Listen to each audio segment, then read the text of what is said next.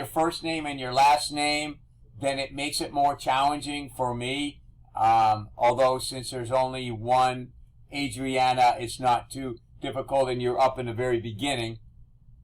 But please, when you log in, try to remember how to do it. The administration is not going to give you the feature to change your own name. However, they want you to set up an account on how to do in Zoom, because they want us to go to a different way of logging in. So we'll talk more about that on Wednesday in there. So not to worry about it for this week anyway, but we'll talk more about it. So right now you should be seeing your names in here. This is everybody that attended the meeting, and I sorted it by last name.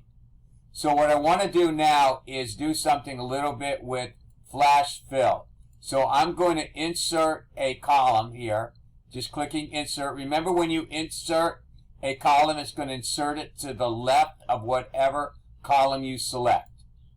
If I wanted to insert two columns between D and E, I can select D and E, click on insert, and notice that it does too, and then I will just delete them.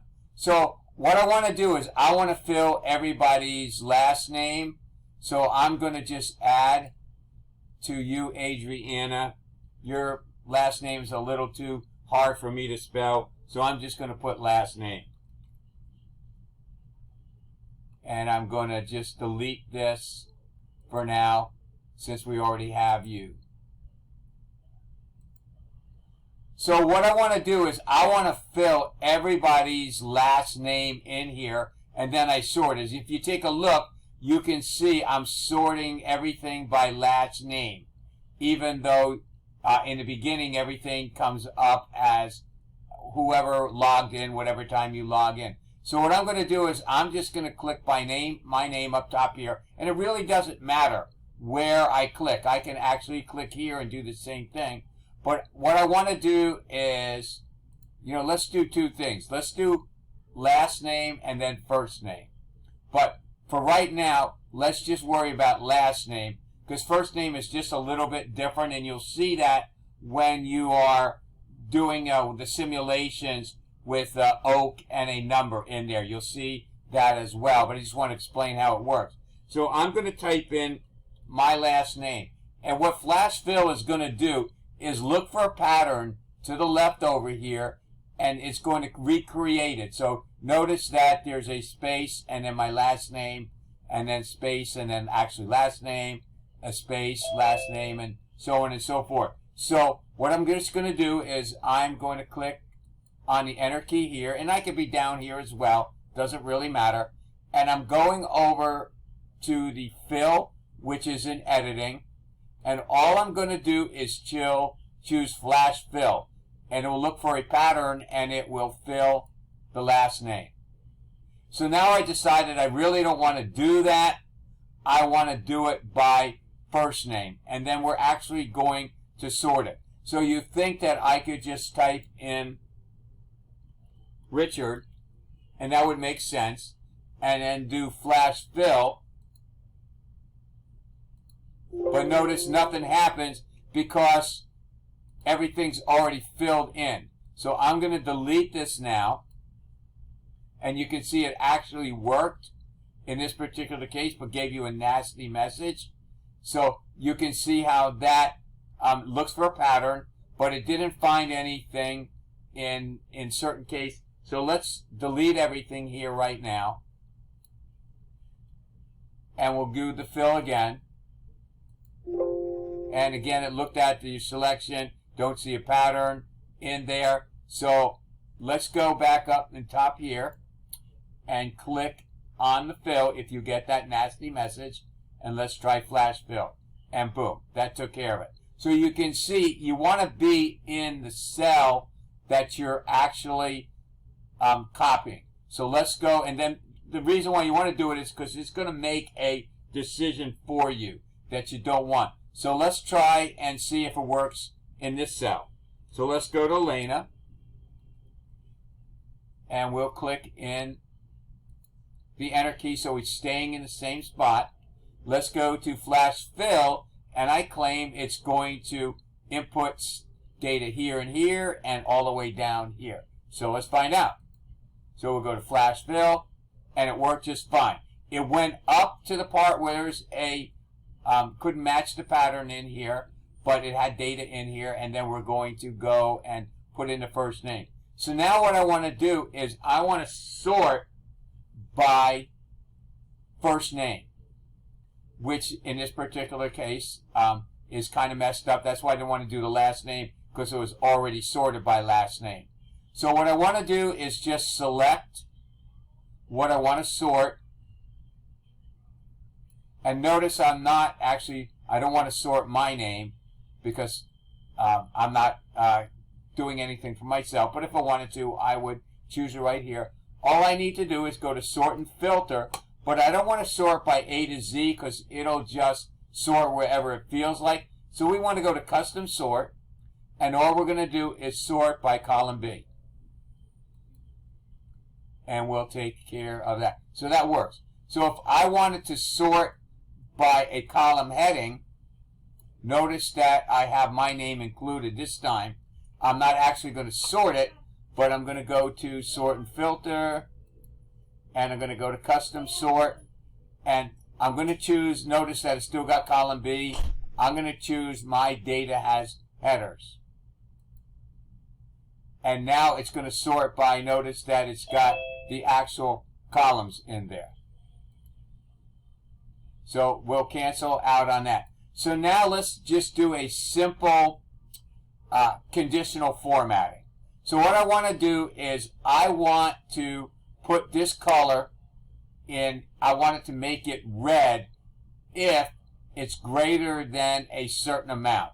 So for right now, I'm just going to select everything here, and I'll say we'll make it green. So we're just going to go to conditional formatting, and notice all the different options that you have. You're actually going to do data bars as well, and icon sets are kind of neat too. You can put little plus signs and things of that nature. So I want to do highlight cells greater than. So notice that it already says is greater than 81. We don't really care about that. Let's just make it greater than 100. And what we want to do is make it green. So we can do green fill with dark text. If we don't like that, we can go to custom format, and we can do different things that we want. Say I want it bold and italic in here. And so you can make the changes that you want in here as well. And we'll leave it at this. So notice that it does not have the green background anymore. If you wanted that green background, you'd have to go into fill, and let's just make a green background, and we'll make the text white. So, you have the full amount of, options, whatever you want to call it, flexibility, to change it however way you want. Usually, I just pick the one that's in there. So you can see now anything that is greater than 100. So now we have 50, 26, 89, 48. If I were to change this to 150, it'll automatically change. So that takes care of this. So now let's just say we want to do percentages of meetings in here. Now, one of the things I don't like about Zoom is it copies. So if you're in and out 3 or 4 times, it gives you broken down by each time you log in and out. And I noticed that there's been some connection issues in there. There's, so it's no biggie for me to just look at it and see how long that you're here. But let's say hypothetically our meeting lasted 150 minutes. So I'm going to put 150 down here. So what I want is to put in what is the percentage that you attended the meeting in here. So now I put in some phony data in here so nobody would be embarrassed. So please forgive me for that, for not mentioning it in the beginning. So now what I want to do is I want a percentage of what you were there. So I'm just going to put percentage. And the simple formula is the amount that you spent divided by the total number of minutes. So I was there, according to this thing, 90.6% or 90, however I want. I want to show this in percentages, so I'm going to click on the percentage. Now, I'm not a big fan of using the accounting, and they have their place, and you'll see that. I like the more flexibility by clicking on the percentage, and I can go to 2 for sure. I can change it to whatever I want. So I'm actually in the wrong cell, so let me go up top here and change this to percentage, and I want 2 decimal places. So now this should change to 90.67%. Why is it 67%? Because it's going to see this 6 over here. We're doing 2 decimal places. It's going to see this 6, and it's more than 5 or more, so it'll raise it up. So let's click on OK and see what actually happens, which it did, and notice that it put the percent in. So let's copy this down and see the dilemma. Well, here's the issue.